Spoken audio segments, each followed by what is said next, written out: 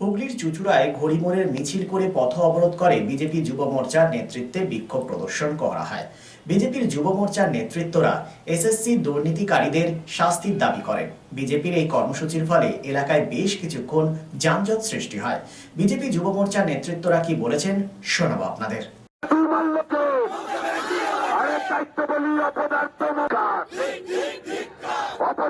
মুখ্যমন্ত্রী তোমায় জানাই ধিক্কার।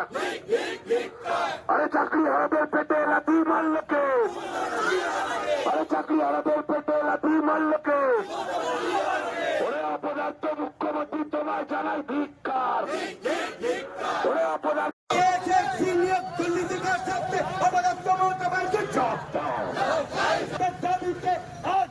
বিজেপির আন্দোলন চলছে।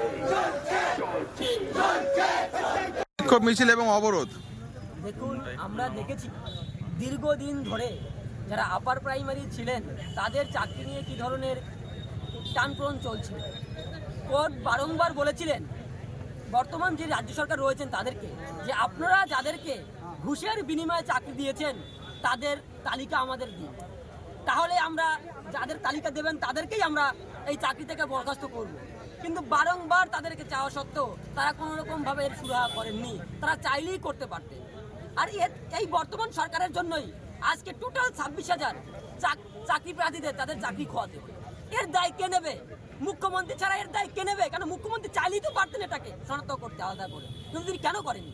তাই এই 26,000 চাকরি বাতিলের জন্য আমরা অবিলম্বে মুখ্যমন্ত্রী পদত্যাগ চাইছি। আর যদি মুখ্যমন্ত্রী পদত্যাগ না করেন আমাদের এই লড়াই সংগ্রাম চাকরি প্রার্থীদের সাথে থেকে জারি থাকবে।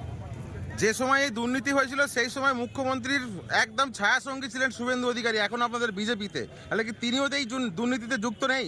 দেখুন, আমার কথা যে যিনি যদি প্রমাণিত হন তিনি হবেন। যে দোষী হবে তার জন্য কোনো ছাড় নেই আমাদের কাছে।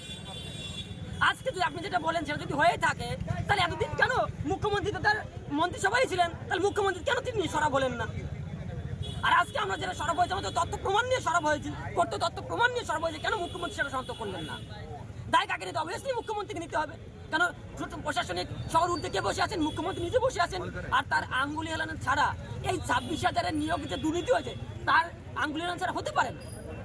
তিনি এর কাছ থেকে মধু খেয়েছেন আর এখন অস্বীকার করছেন, এটা কোনোদিনই সম্ভব নয়।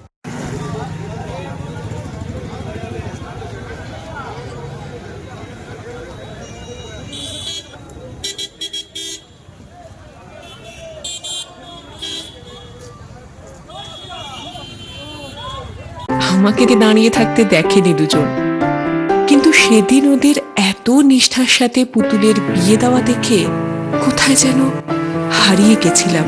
পান পাতা টিন পর্দা সরিয়ে সম্ভ্রমে নত চোখ যখন তুলল সে তার বন্ধুর দিকে, এক চেনা হাসি খেলে গেল দুজনের মধ্যে।